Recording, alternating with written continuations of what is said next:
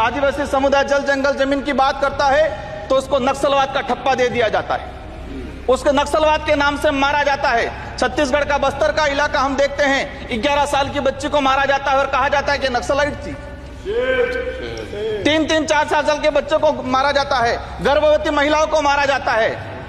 आदिवासियों की, जब भी आदिवासी समुदाय अपने हक अधिकार की बात करता है तो उसको नक्सलाइट का ठप्पा लगाया जाता है।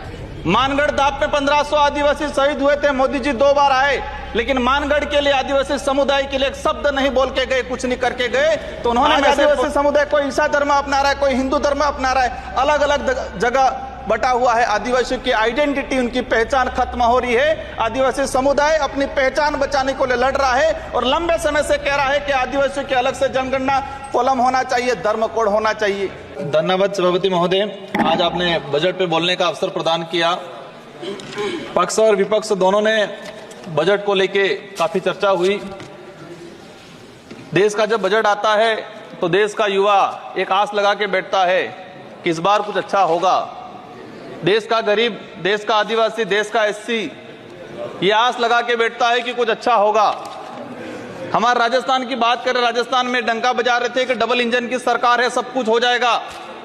लेकिन केंद्र का बजट देखा, राज्य का बजट देखा, कुछ नहीं हुआ। और पूरा देश का एसटी एससी आदिवासी समुदाय हो, युवा हो, सब ये लग रहा है कि डबल इंजन की सरकार की दावा करने वाली इस बार का जो बजट है वो कहीं न कहीं सिर्फ बिहार का, कहीं न कहीं आंध्र प्रदेश का और सरकार बचाने का बजट साबित हुआ है। और कहीं न कहीं ये जुमलेबाज का जो बजट आया है इस बार, देश की जनता देख रही है। मैं उस लोकसभा क्षेत्र से आता हूं, बांसवाड़ा। मैं बांसवाड़ा डूंगरपुर की जनता को धन्यवाद देना चाहता हूं जिन्होंने मुझे चुन के भेजा। वहां पर हमारे प्रधानमंत्री जी ने कहा था कि जिसकी कोई पहचान नहीं है, जिसका कोई नाम नहीं है, जिसका कोई रिकॉर्ड नहीं है, ऐसे व्यक्ति को जिता के क्या करोगे। लेकिन बांसवाड़ा डूंगरपुर की जनता ने ठान लिया था कि लोकतंत्र है, राजतंत्र नहीं। और ये राजतंत्र तय करने का किसी को ठेका नहीं है, लोकतंत्र है। जनता ने ठान लिया था कि इस बार राजकुमार रोज जाएगा। मैं आपके माध्यम से, पूरे सदन के माध्यम से मेरी जनता को धन्यवाद देना चाहूंगा। मोदी जी ने कहा था वहां के बड़े बुजुर्गों को कि घर घर जाके राम राम बोल देना और चुनाव जिताना। वहां के बड़े बुजुर्गों ने ठान लिया और कह दिया था, और मेरे माध्यम से और आपके माध्यम से संदेश पहुंचाया है उन तक। मुझे कहा था मोदी जी को कह देना कि देश के आदिवासियों को उजाड़ने का काम पिछले 10 सालों में हुआ है। देश के अंदर धर्म की राजनीति हुई है। देश में 15 लाख रुपए बेरोजगारों को नौकरी देंगे यूं करके 10 साल राज किया है। इस बार हम सबक सिखाएंगे। और उन्होंने मेरे माध्यम से मैसेज पहुंचाया है कि गुरु गोविंद की धरती है, मावजी महाराज की धरती है, संत सुरमाल महाराज की धरती है। मानगढ़ दाप में 1500 आदिवासी शहीद हुए थे, मोदी जी 2 बार आए, लेकिन मानगढ़ के लिए, आदिवासी समुदाय के लिए एक शब्द नहीं बोल के गए, कुछ नहीं करके गए। तो उन्होंने मैसेज पहुंचाया है कि आदिवासी समुदाय जाग गया है और अब वो आदिवासी समुदाय नहीं रहा जो बहका में आ जाएगा और वोट दे देगा। माननीय सभापति महोदय, जो वर्तमान स्थिति बनी है बजट के अंदर, मैंने देखा धातुओं का खनन को लेकर उद्योगपतियों को टैक्स में छूट दी गई। लेकिन ये खनन कहां हो रहा है? धरती पे हो रहा है, हमारे देश में हो रहा है, पहाड़ों में हो रहा है, जंगलों में हो रहा है, और वहां पर जीव जंतु रहता है और आदिवासी समुदाय भी रहता है। लेकिन आदिवासी के समय के आदिवासियों के लिए क्या प्रावधान किया गया? आदिवासी इलाके के अंदर देखा जाए, आदिवासी समुदाय बैठा हुआ है, उसको जमीन का पट्टा नहीं मिला हुआ आज तक, आजादी से पहले से बैठा हुआ है, लेकिन वो जमीन की बात करेगा।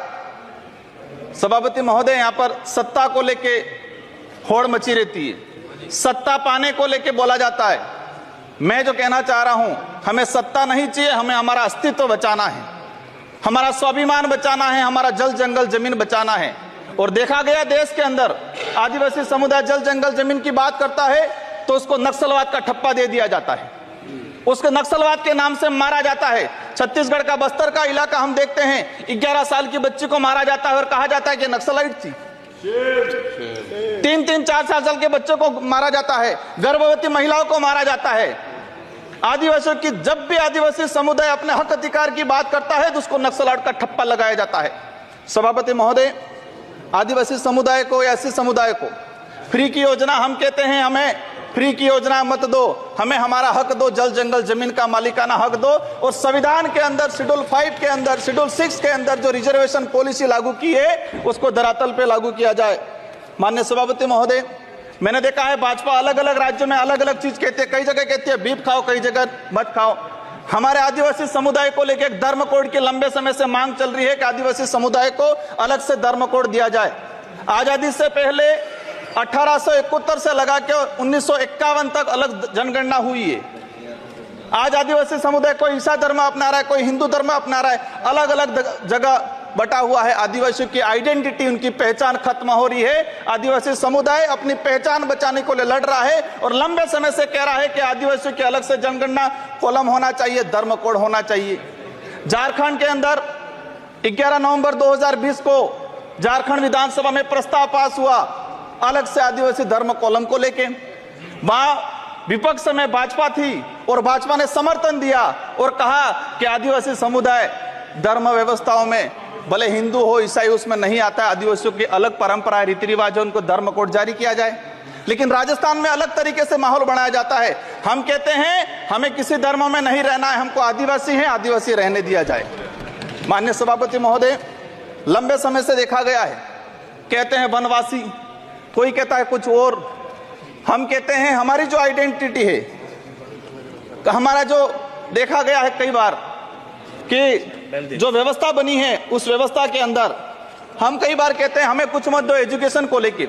नई शिक्षा नीति, मुझे लग रहा है अभी घंटी बजने वाली है, मैं 2 मिनट में मेरा समाप्त करूंगा। नई शिक्षा नीति के तहत यह प्रावधान किया गया है कि 6 साल का बच्चा होगा इसके बाद उसको पहली क्लास में एडमिशन दिया जाएगा।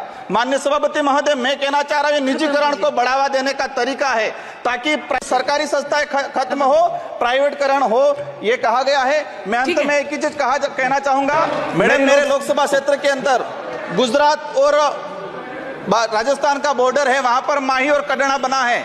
मैं सरकार से कहना चाहता हूं अगर आदिवासी समुदाय के लिए, उस क्षेत्र के लिए कुछ करना चाहते हो तो इरिगेशन के तहत माही और कड़ना से प्रोजेक्ट तैयार करके उस इलाके के अंदर रखा जाए। अंत में आप सबको धन्यवाद।